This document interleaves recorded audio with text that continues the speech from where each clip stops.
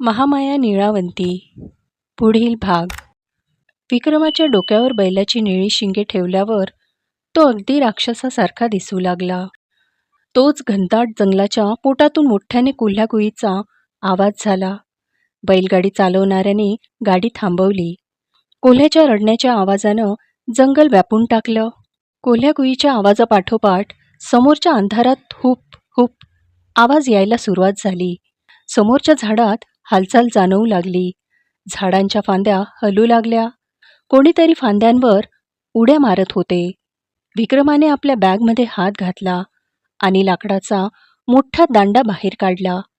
दांडा हातात धरून त्याने आवाजाच्या दिशेने कानोसा धरला.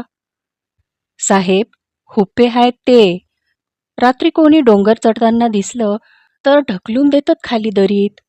तुमच्या लाकडानं काय होणार नाही. तरुण गाडीवान चाकूकडे बघून म्हणाला. गाडीवानाने गाडीच्या खाली लावलेल्या पोत्यातून एक तलवार काढली. तलवार जरा गंजलेली वाटत होती. टॉर्च हातात घेऊन त्याने टॉर्चचा उजेड तलवारीवर मारला. तशी तलवार चमकली. काळ्या कुट्ट जंगलात लखलखाट झाला. तलवारीचं लोखंडी काळसर दमास्कस स्टीलसारखं होतं.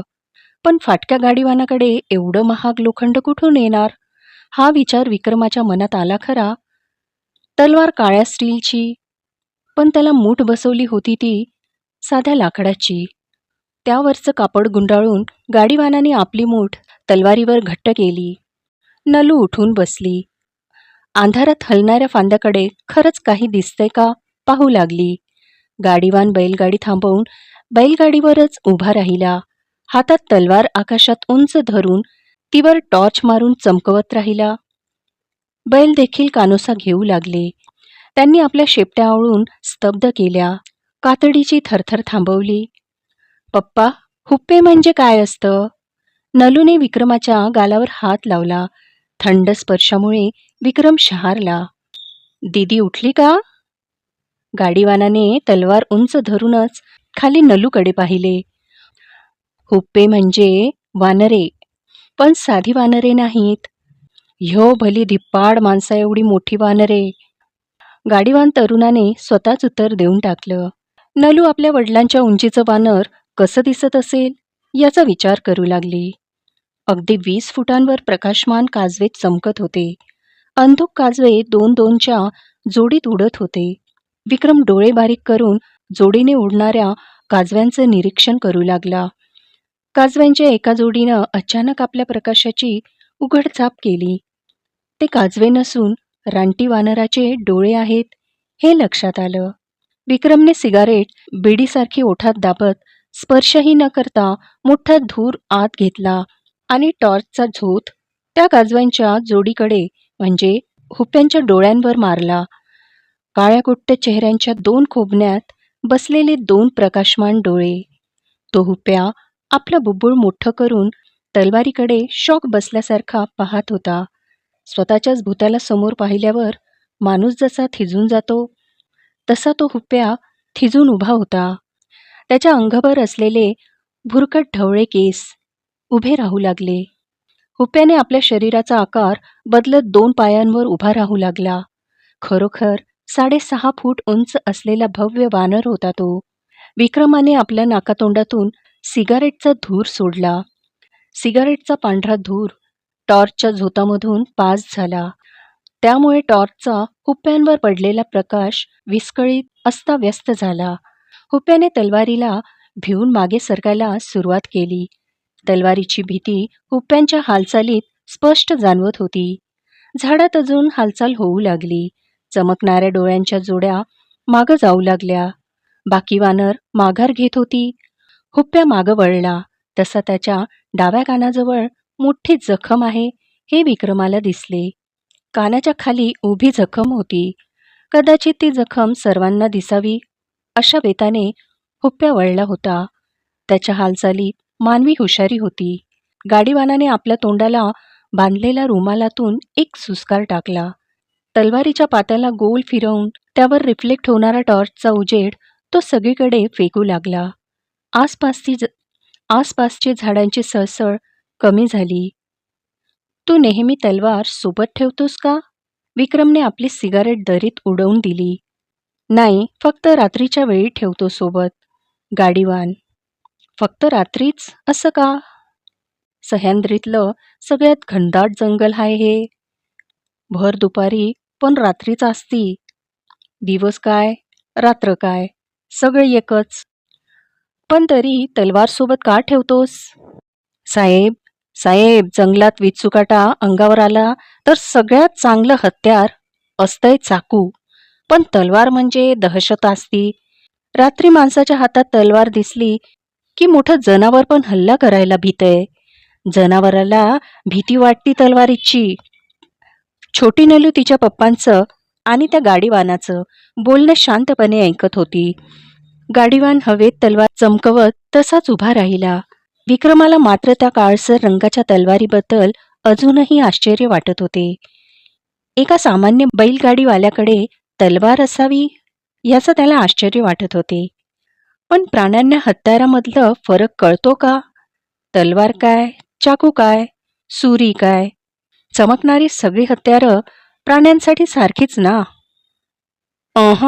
हे जंगल जिवंत आहे. जिवंत गोष्टींना सगळी आठवण असती. जंगलाला अजूनही लक्षात आहे. गाडीवानाने आग थू करून थुंकीचा मोठा गोळा दरीत थुंकला. एवढं दाट जंगल आहे. इथली तिन्ही डोंगर, सातगिरी, तामगिरी, राजगिरी, जास्त उंच नाहीत, पण तिन्ही घनदाट. 2 फुटावरच दिसत नाही. 3 डोंगर? व्हय, आपण जो डोंगर चढतोय तो हाय सातगिरी. पुढं दरी उतरली अन पुढचा चढला की तामगिरी डोंगर, अन तो उतरून पुढचा चढला की राजगिरी, आणि तो उतरून पुढचा चढला की राजगिरी का? तिथं कुणीच नाही जात. एवढी दाट झाडी आहे. सातगिरीपर्यंतच येतात लोक. ऐतिहासिक असतील ही डोंगर. इथल्या जंगलातले प्राणी तलवारीला घाबरतात म्हणजे कधी काळी काहीतरी झालं असेल इथे. साहेब, एवढं किर्र दाट जंगल हाय बघा, तरी बी माणसं येतातच की इथं. बाहेर पठारावर लढाया झाल्या की लोक या जंगलात पळून यायचे. मग इथं बी मारपीट व्हायची, मारकाट व्हायची. किड्या मुंग्यांसारखं माणसं मेलीत. शिवाजी महाराजांच्या काळात मोकार खून खराबा झालाय या जंगलात. त्याच्या आधी यादव काळात पण, अन नंतर पण. या खोऱ्यात राहणाऱ्या माणसांना भाऊबंदिकीचा शाप. आपले पूर्वज काय साधेसुधे नव्हते. लय वांगाळ व्हते. एकमेकांच्या नरडीच्या रक्तासाठी आसुसलेले लांडगे. लय मारकाट झालीये इथं. तलवारीनं लय रक्त सांडलंय या जंगलात. जंगलाच्या लक्षात आहे ते. त्यांच्या तलवारी कशा दिसतात ते लक्षात आहे. सगळे लक्षात ठेवतंय जंगल. रेनकोटच्या टोपाखालून नलू डोळे मोठे करून गाडीवानाची गोष्ट ऐकत होती. विक्रमाला तिचं कौतुक वाटलं. त्यानं हटकून आपली नजर तिच्यावरून काढून घेतली. उद्भवलेला धोका टळल्यासारखा वाटत होता. विक्रम आता गाडीवानाच्या हालचालीचा, बोलण्याचा अदमास घेऊ लागला. गाडीवान पुन्हा एकदा मोठ्याने थुंकून गाडीत बसला. जणू काही मोठ्याने थुंकून तो जंगलातल्या बाकी प्राण्यांना आपल्या ताकदीचं आव्हान देत होता. सिंहाने फोडलेल्या डरकाळीसारखं होतं ते. गाडी पुन्हा चालू लागली. गाडीवान अधूनमधून विक्रमने आणलेल्या लाकडी पेटीकडे संशयास्पद बघत होता. त्याला त्या पेटीबद्दल उत्सुकता आहे हे कळत होते. विक्रमने पेटीवर टाकलेली काळी ताडपत्री नीट करून पेटी झाकली. गाडीवानाच्या ते लक्षात आलं, पण दुर्लक्ष केल्यासारखं दाखवत बैलगाडी हाकू लागला. अधूनमधून थुंकू लागला. बैलगाडी पुन्हा चढू लागली. साहेब, मला तुमच्या कामात नाक खोपसायचं नाही. तुम्ही ही पेटी घेऊन त्या घौसास गुरुजीकडे काय करायला चाललाय? मला काय घेणं देणं नाही. फक्त एक सांगतो, तो घौसास गुरुजी लय विचित्र माणूस. माझा त्याच्यावर विश्वास नाही. त्याच्याशी जे काय काम असेल ते नीट डोकं लावून करा. डोकं लावून म्हणजे? विक्रमाला त्याच्या बोलण्याचा अर्थ कळला नाही. जाऊ द्या. गाडीवानाने आपल्या हातातील टॉर्च डाव्या बाजूला टेकडीवर मारली. तो काहीतरी दाखवत होता, पण अंधारात काहीच दिसत नव्हतं. इथं एक टेकाडे. चढून जायचा रस्ता वाईट. त्या टेकाडावर शंकराचं खूप जुनं मंदिर आहे. मंदिर नाही तसं, 5x5च्या दगडाचं बांधलेलं गाभार आहे. फक्त पिंड आहे तिथं. पिंडीच्या खाली एक खड्डा आहे. त्या खड्ड्यात रॉकेलची बाटली ठेवली आहे मी. ध्यानात ठेवा फक्त. तो हे सगळं का सांगतोय विक्रमाला काहीच कळलं नव्हतं. विक्रमाला लवकरात लवकर नलूला घेऊन त्याच्या गाडीतून खाली उतरायचं होतं बस. त्याने गाडीवानाला तो हे सर्व का सांगतोय काहीच विचारलं नाही. फक्त ती टेकडी लक्षात ठेवली. बैलगाडी तिच्यात ठेवलेल्या लाकडी पेटीला घेऊन निळावंतीच्या जवळ नेत होती. पुढचा अर्धा तास कोणीच एकमेकांशी बोलले नाहीत. बैल देखील आवाज न करता गाडी ओढत होते. अर्धा तास शांतता होती.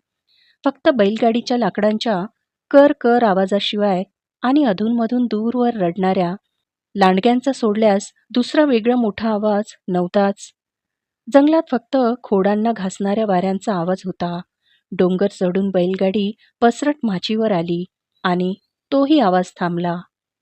वाऱ्याचा आणि खोडांचाही आवाज बंद झाला. जंगलात ही स्मशान शांतता अनुभवणं विलक्षण होतं. एका झोपडीसमोर बैलगाडी थांबली. तिघही मिनिटभर बैलगाडीतच बसून राहिले.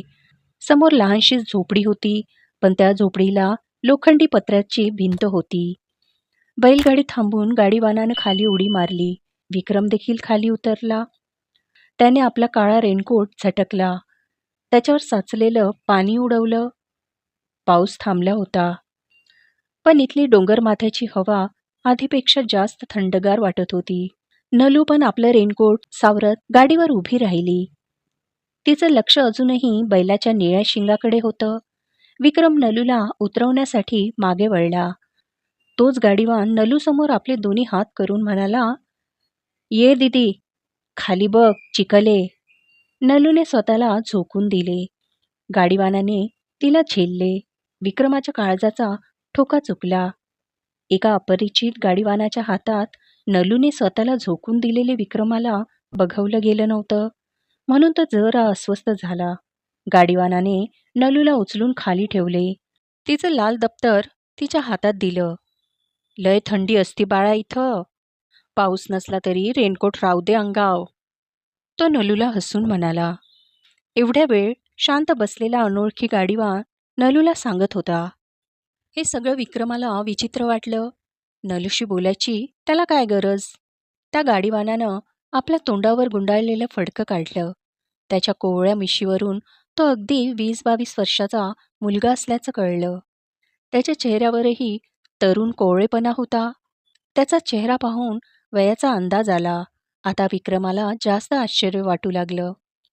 एक 22 वर्षाचा मुलगा बैलगाडीच्या जूखाली तलवार ठेवून सह्याद्रीत ट्रान्सपोर्ट करतो, ही गोष्टच वैचित्र्यपूर्ण होती. हे सगळं विक्रमला विचित्र वाटलं. नलूशी बोलायची त्याला काय गरज होती? त्या गाडीवानानं आपल्या तोंडावर गुंडाळलेलं फडकं काढलं. त्याच्या कोवळ्या मिशीवरून तो अगदी 20-22 वर्षाचा मुलगा असल्याचं कळलं. त्याच्या चेहऱ्यातही तरुण कोवळेपणा होता. त्याचा चेहरा पाहून वयाचा अंदाज आला. आता विक्रमला जास्त आश्चर्य वाटू लागलं. एक 22 वर्षाचा मुलगा बैलगाडीच्या जूखाली तलवार ठेवून सह्याद्रीत ट्रान्सपोर्ट करतो, ही गोष्टच वैचित्र्यपूर्ण होती. "घौसास गुरुजीचं खोपटं आलं, ही पेटी घ्या खाली." तरुण पेटीकडे बघत गाडीवर चढला. विक्रमनं खालूनच पेटीला हात लावला. दोघे मिळून ती अवजड पेटी उचलू लागले. "काय याच्यात? थंडगार हो एकदम." विक्रमनं पेटी उचलतच तरुणाकडे कटाक्ष टाकला. तरुणाच्या लक्षात आलं. तो गप्प बसून पेटी उचलू लागला. जवळपास 5 फूट लांब आणि 2 फूट रुंद असलेली ती जड पेटी दोघांनी खाली घेतली. त्याच्यावर असलेली प्लास्टिक ताडपत्री नीट पकडत पेटी झोपडीकडे नेली. झोपडीला लागून असलेल्या पत्रा शेड खाली ठेवली. घौसास गुरुजी आपल्या झोपडीच्या बाहेर आले. जवळपास 6.25 फूट उंच धिप्पाड माणूस. एवढ्या थंडीतही त्यांनी अंगावर धोतराशिवाय एकही कापड घातलं नव्हतं. फक्त एक मळकट धोतर आणि गळ्यात 7-8 रुद्राक्षाच्या माळा. डोक्याचे आणि दाढीचे केस लांब वाढलेले होते. घौसास गुरुजी आपली केसाळ उघडी छाती खाजवत दुरूनच त्या पेटीला न्याहाळू लागले. दोघांनी मिळून पेटी झोपडीच्या आडोशाला नीट ठेवली. विक्रमने नलूला पेटीजवळ उभं केलं. दोघं पुन्हा बैलगाडीजवळ आले. विक्रमने आपल्या खिशातून बऱ्याच नोटा काढल्या. त्या तरुणाच्या हातात दिल्या. खालच्या गावात कुठे बर्फाची व्यवस्था होईल का? विक्रमने पैसे देत विचारलं. बर्फ? किती पाहिजे? विक्रमने झोपडीच्या पागोळ्याखाली ठेवलेल्या पेटीकडे नजर टाकली. तरुण चपापला. त्या पेटी एवढा बर्फ? नाही मिळायचा इथं. लहान गाव आहे. पण व्यवस्था तर करावी लागेल बर्फाची. या गवसाशी माझं बोलणं झालं होतं फोनवर. तो म्हटला की आसपास बर्फाची व्यवस्था होईल. तरुण त्या रहस्यमय पेटीचं निरीक्षण करू लागला. आपल्या मनातील जिज्ञासा चेहऱ्यावर दिसू न देण्याचा प्रयत्न करू लागला. महाबळेश्वरला मिळेल बर्फ. तिथं जायला लागल गाडी घेऊन. पण आणीन मी. त्याचे वेगळे पैसे होतील. बरं. अजून काही नोटा तरुणाच्या हातावर ठेवत विक्रम म्हणाला. रोज पाहिजे मला बर्फ. उद्या दुपारी 2 किलो मीठ आणि फॉर्मॅलिन लिक्विड. फॉर्मॅलिन लिक्विड? लिहून घे वाटल्यास. आपलं वय बघून विक्रम आता एकेरीवर आलाय हे तरुणाच्या लक्षात आलं. तरुण मोठ्याने बोलला. लिहायची गरज नाही. बघा 20 किलो बर्फ, 2 किलो मीठ अन फॉर्मॅलिन लिक्विड पाहिजे ना? केमिस्ट्री शिकलो मी. माहीत आहे मला. तरुणाने आपल्या चेहऱ्यावर आलेले पाणी झटकलं. पण कशाची तरी वाट पाहत तसाच उभा राहिला. तरुण अजूनही आपल्या जागी तसाच उभा आहे हे विक्रमाच्या लक्षात येईना. तो पुन्हा त्या झोपडीच्या पागोळ्याखाली पाहू लागला. नलू त्या पेटीवर बसली होती. तो पेटीकडे बघतोय हे दिसत होतं. विक्रमने विचारलं. काय झालं? तो तरुण काहीही न बोलता उभाच. तो पेटीकडे नाही तर नलूकडं बघतोय हे विक्रमाच्या लक्षात आलं. तरुण 2 पावलं समोर आला तसा विक्रम चपापला. विक्रमने सावध होऊन आपल्या खांद्यावरच्या पिशवीत ठेवलेल्या लाकडी दांड्याला स्पर्श केला. हे बघा, मी लय लोकांना सोडलंय या घौसास गुरुजीकडं. तुम्ही डोक्यात फरक पडलेली लोक या गुरुजींच्या नादाला लागता. तो घौसास निळावंतीची पोथी वाचतो, तुमची मदत करतो आणि तुम्ही त्याला पैसे देता. सोडा, मला काय देणं घेणं नाही. तुम्हाला येड्यात निघायचंय तर निघा येड्यात. पण सगळे लोक इथं एकटे येतात. तुम्ही इथं एवढ्याशा लहान पोरीला घेऊन आलाय म्हणून जरा म्हटलं. तो बोलता बोलता अचानक थांबला. नलू झोपडीच्या पागोळ्याखाली त्या थंडगार पेटीवर बसून विक्रमाकडे आणि बैलगाडीच्या ड्रायव्हरकडे निरागसपणे पाहत होती. तिला तिथवर काहीच ऐकू येत नव्हतं. दोघे तिच्याकडे पाहून काहीतरी कुजबुजताना दिसत होते. नलूला आश्चर्य वाटलं. गाडीवान तिच्याकडे पाहत थांबता थांबता बोलत होता. नलू त्याच्याकडे पाहून नकळत हसली. तोही हसला. माझं नाव कुशल रायरीकर. हे बघा, माझा मोठा भाऊ ह्योच काम करायचा. माझ्यासारखंच ट्रान्सपोर्टचं. लोकांना रात्री डोंगर चढवून या घौसास गुरुजीकडे आणून सोडायचा. घौसास गुरुजी त्या लोकांना निळावंतीची पोथी वाचून दाखवायचा. लोक परत खाली यायचे. पण इथं काहीतरी भडवेगिरी सुरू आहे. निळावंतीच्या मागं लागलेली लोक भोसटलेली असतात. आणि ह्या घौसास गुरुजी तर माझ्या भावाला खाल्लं यानं काळी जादू करून. माझा साधा भोळा भाऊ 2 महिने झाले घरी आलाच नाही. या लोकांनी मारून टाकलंय त्याला. या भडव्या घौसासमुळे मेला माझा दादा. दूर खोपटासमोर ठेवलेल्या पेटीवर बसलेली नलू त्याच्याकडे पाहून हसली. कुशलने तिच्याकडे पाहून चेहऱ्यावर हसू आणलं. पुढे हळू आवाजात अतिशय गंभीरपणे सांगू लागला. माझा भाऊ मेल्यानंतर मी तेच काम करतोय. पैशासाठी, पोटा पाण्यासाठी. पण लक्षात ठेवा, जर जर तुमच्यासोबत नाहीतर तुमच्या मुलीसोबत काय झालं तर? कुशल बोलायचा थांबला. तर संकट कधीच सांगून येत नाही. मी तुम्हाला ते मंदिर सांगितलं होतं. त्या शंकराच्या पिंडीजवळ जा. तिथला रॉकेलचा डब्बा काढा आणि आग चेतवा तिथं. 7 गिरी डोंगराचं शिखर हाय ते. तिथली आग डोंगराखाली डायरेक्ट गाव पतन दिसती. माझ्या घरच्या दरवाजातून दिसती. तुमचा संदेश माझ्यापर्यंत पोहोचून येईल. काय बी झालं तरी ध्यानात ठेवा यो. कुशल बैलगाडीवर चढला. नलूकडं पाहून त्याने दुरूनच हात हलवला. हसून टाटा म्हणाला. नलूनही त्याला टाटा केला. बैलगाडीच्या बैलाची चमकदार शिंगे फिरली.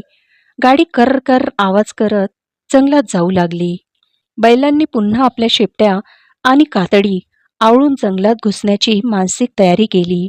पाऊस पुन्हा कोसळू लागला. झोपडीच्या आळोशाखाली लाकडी पेटीजवळ उभी असलेली नलू अंधारात चमकणाऱ्या त्या निळसर शिंगाचं निरीक्षण करू लागली. निळी शिंगे हळूहळू जंगलातल्या अंधारात गुडूप झाली.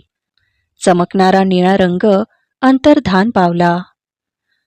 महामाया निळावंती ह्या कादंबरीचा पुढील भाग ऐकण्यासाठी चॅनलला सबस्क्राईब करा, व्हिडिओला लाईक करा आणि शेअर करा. धन्यवाद.